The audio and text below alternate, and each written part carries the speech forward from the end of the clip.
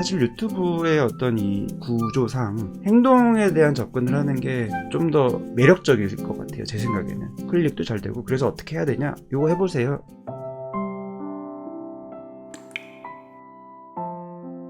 큰일 겪고 스스로 분노와 수치심에 자행동까지 이어졌다가 약가 상담으로 조금 일상을 회복했는데요. 요새 다시 안 좋은 방향으로 빠지는 것 같습니다. 밖에 나가는 게 무섭기도 하고 사람에 대한 불신이 너무 심해졌는데 이것도 나아지고 있는 과정이냐고 이제 여쭤보는 거고, 나아지는 과정 중에서 감정이 이제 요동치는 과정이 있긴 해요. 그런 과정일 수도 있고요. 근데 또 한 가지 분명히 고려해야 되는 건 뭐냐면은, 감정이 요동칠 때 내가 그 감정에 따라서 그냥 행동을 하다 보면 이 행동 자체가 패턴이 돼서 내가 처리해야 될 이 감정을 처리하는 게 더 어려워지는, 이런 쉽게 말하면 꼬이는 현상이 발생합니다. 지금 여기서는 처리 과정이 뭐냐면은, 꽤 나가는 게 무섭기도 하고 사람에 대한 불신이 너무 심해졌다, 밖에 나가는 게 무섭다라는 감정 자체, 사람에 대한 불신이 심하다는 것 자체는 흐름일 수 있는데, 그래서 내가 행동을 어떻게 하냐, 이게 이제 흔한 예로 회피 쪽으로 가게 될 수가 있는데, 그러면은 이게 악순환 될 수가 있어요. 밖에 나가는 게 무서우니까 이불 밖은 위험해, 집에만 있자. 사람에 대한 불신이 있으니까 사람이랑 너무 깊게 만나거나 사람 자체를 마주하거나 모임에 가거나 하는 거는 안 해야지, 이런 행동, 회피라는 거.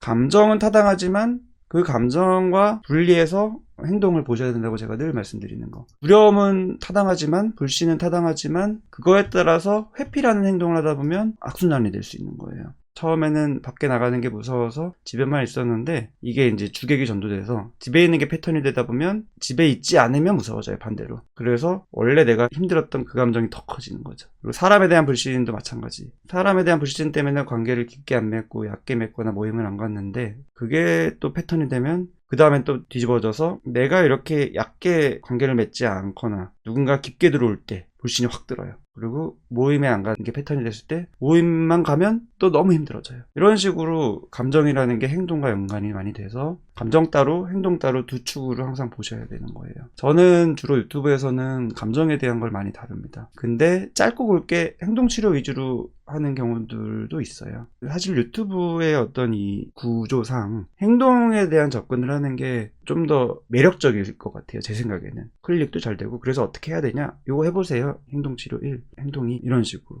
클릭은 잘 될 수 있는데 사실은 너무 한쪽 방향이고 그 다른 쪽 방향, 감정 자체를 다루는 거를 경시할 수가 있기 때문에 저는 이 부분을 놓치지 않으려고 노력을 많이 하다 보니까 행동적인 접근을 좀 덜 하게 되는 것 같아요. 그런 고민이 이제 저한테는 있는데, 아무리 그게 유튜브에서 뭐 클릭이 적고 뭐 유튜브의 이런 성격이 좀 안 맞고 해도 그래도 순서는 감정이 먼저다라는 거를 저는 생각하기 있기 때문에 이런 얘기를 계속 드리고 있는 겁니다. 너무 지금 제 모습을 꼬집어 주셔서 소름이 좀 흐흐흐 하셨고, 실은 밖에 나가야겠다 싶어서 영화 예매 취소만 10번 했다, 다시 상담받아야 하나 했어요. 네, 아주 진솔한 표현입니다. 예매했다 취소했다, 예매했다 취소했다. 이게 취소 쪽에 포커스를 두면은 되게 또 자괴감이 들거든요. 나 왜 자꾸 이렇게 회피하지? 근데 예매 쪽에도 포커스를 두세요. 내가 그래도 노력을 하고 있다. 행동적으로 접근할 때 되게 중요한 게 뭐냐면은, 그렇게 매끄럽지가 않거든요. 내가 이거를 선순환시키기 위해서 어떤 패턴, 행동적인 패턴을 만들자 계획해서 이제 부딪혔어요. 거기서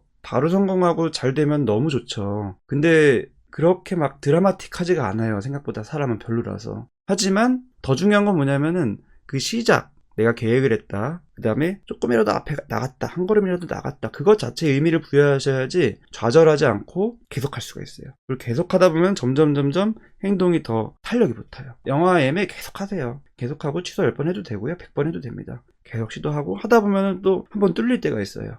그러면 또 뚫리는 거예요. 그래서 앙토님께 말씀드리고 싶은 거는, 잘하고 계시다, 누구나 그렇다, 상담 다시 받으면 뭐 도움될 수도 있지만 우선은 또 자책하지 않고 여기서 위축되지 않는 게 진짜 중요하다라고 말씀드리고 싶습니다. 행동치료와 그냥 행동하는 게 어떻게 다른 건가요?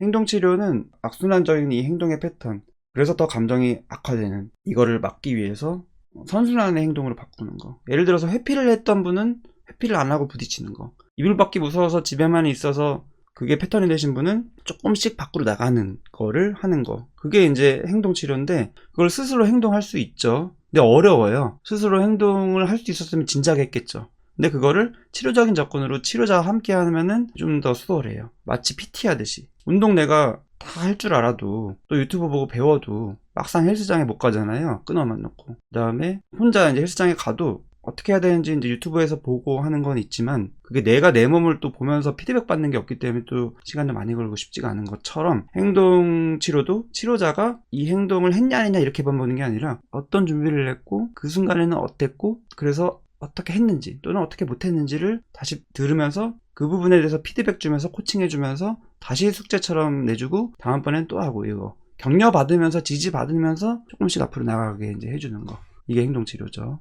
인지행동치료도 인지치료, 행동치료를 붙인 건데 거의 비슷한 개념이고 행동치료는 설명드렸고 인지는 이제 그 과정 중에서 내가 인지적으로 어떻게 그 순간에 받아들여져서 너무 지나치게 극단적으로 생각해서 감정이 더 두려워졌고 그래서 못 나갔는지를 분석해서 또 쓰기도 하고 내 생각의 패턴을 이해하면서 정리한 다음에 그걸 깨달으면 또 인지하면은 행동하는데 수월하기 때문에 그렇게 하는 식으로 선순환의 패턴을 만드는 거. 거의 뭐 인지치료와 행동치료는 같이 붙어 다니죠. 유튜브도 이제 그런 식으로 하면 좋을 것 같은데 제가 추구하는 거는 그렇지는 않습니다. 딱 보면 쉬워 보이고 단순하게 해결될 것 같이 보이는 그게 어떻게 보면 함정일 수 있을 것 같아요.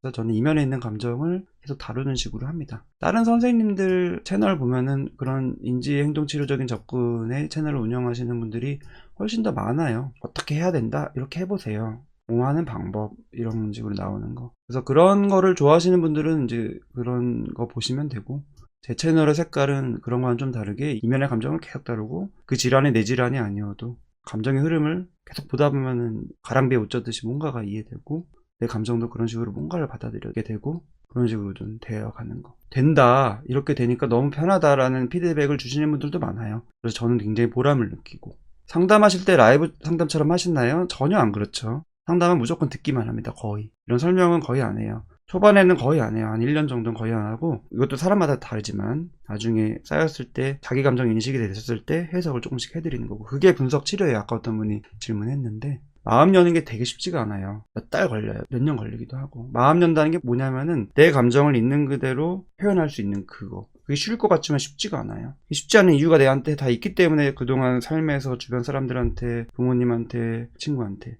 내 감정 표현을 못했던 거라서 치료자라고 해서 그게 되지가 않아요. 꾸준히 내가 얘기를 해보는 경험을 하고 상대방이 꾸준히 내 감정을 들어주는 경험을 했었을 때 무의식적으로 마음이 열리는 거예요. 그리고 그럴 때 표현하게 되는 거고 정말 나중에 1, 2년 이후에 사실은 이런 감정이 든다고 표현하시는 경우들이 많아요. 근데 그동안에 잘 보이기 위해서 또는 남들은 이런 감정 안 느낄까봐 또는 선생님이 저를 이런 감정이나 느끼는 사람이라고 판단할까봐 머리로는 안 그러나는 거 충분히 알고 시작했음에도 불구하고 감정으로는 그게 불안하고 공포스러워서 표현을 못했던 거. 하지만 그거를 표현하게 됐었을 때 너무너무 마음이 편해지는 경험을 하는 거죠. 그게 이제 개인 상담의 묘미고. 대략 이해가 되시죠? 제가 어떤 컨셉으로 어떤 방향성으로 채널 운영하고 왜 이렇게 감정을 자꾸 접근하는지 아직도 할 게 많아요. 사실은 어떻게 더 체계적으로 효과적으로 기왕이면 또 유튜브의 이 결에 맞게 조금이라도 더 많은 분들이 이 경험을 할 수 있도록 조금이라도 문화가 좀 이런 데 접근할 수 있도록 할 것인가. 당연히 저는 유튜브 운영하면 채널 커지길 당연히 기대하는 건 사람의 마음이고 그것과 조금 다른 결로 이런 마음도 있는 거예요. 잠깐 내려가서 좋아요 한 번만 눌러주시면 저한테 도움이 많이 되고요. 다른 분들도 많이 시청을 할 수가 있는 기회가 됩니다.